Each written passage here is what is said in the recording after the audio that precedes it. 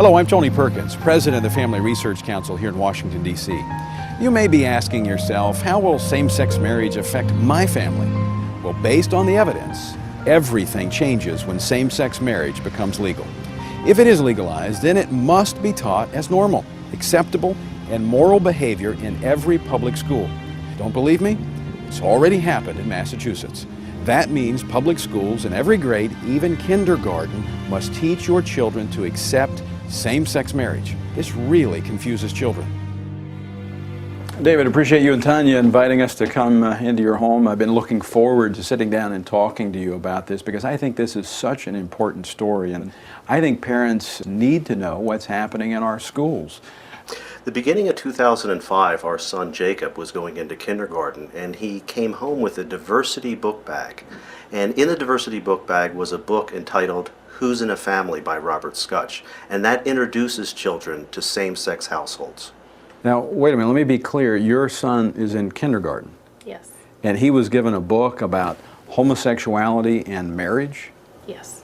What was your first reaction when you saw this? When I saw the book, I was quite upset that they would couch this as diversity and include it in a diversity book bag and not give me notification that they were going to be introducing this topic of homosexual relationships and homosexual behavior and to my young 5-year-old child. I was very upset.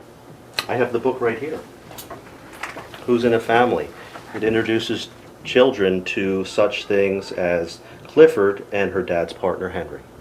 This is what they sent home with your 5-year-old? That's correct, Tony. After the diversity book bag came home, we realized that the intention of the administrators and teachers was to affirm these relationships and gay marriage in the minds of children. When we went into the school, what we requested is parental notification when these issues are brought up by adults within the school, and the option to opt our child out of this type of indoctrination. Said we didn't think, number one, it was appropriate to discuss that with our 5-year-old, and that if we ever felt it was necessary to have that discussion with our son, we would choose the timing and the manner in which to discuss it with him. And then she said, well, she had checked with the administrators and they had said that this was not a parental notification issue, and in fact that any adult in the school could discuss homosexual families and homosexual issues with our children. One of the reasons they give is they said same-sex marriage is legal in Massachusetts, therefore we can broach it anytime with your child. And when they are putting forward that it's equal, they're putting forward that it's a morally equal alternative and affirming it in the minds of children. Now, these are young, impressionable children, and they know very well that there are many parents that do not hold these beliefs. But irrespective of that, in an intolerant manner and in an aggressive manner, they are putting forward that we as parents do not even have the right to know what they're saying to our children. So when she would not acknowledge our parental rights in this area, we then went to our Judeo-Christian beliefs and our faith and said, well, you wish to affirm homosexuality to our son. You're presenting that which is sin as though it is not to our son, and we cannot allow that. And at that point she reiterated, this is not a parental notification issue. It is our sacred duty as parents to guide our child. What they did and what they were doing at the point where they won't allow parental notification or the option to opt out is they were taking the parental role for themselves. And they had no tolerance for the notion that parents have the right to be the primary directors of the child's upbringing and moral education.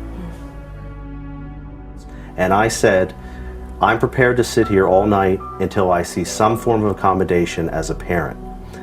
To make a long story short, the accommodation they gave was to put me in handcuffs and send me to jail. I couldn't believe that they were willing to arrest my husband because my husband and I just wanted parental notification. I was willing to see how far this administration would go in denying us our rights and squashing parental rights. and they were willing to handcuff a father and send him to jail. It was a 6x8 cell, filthy. But, you know, I felt I didn't have a choice at that point in order to fulfill my role and duty as a father.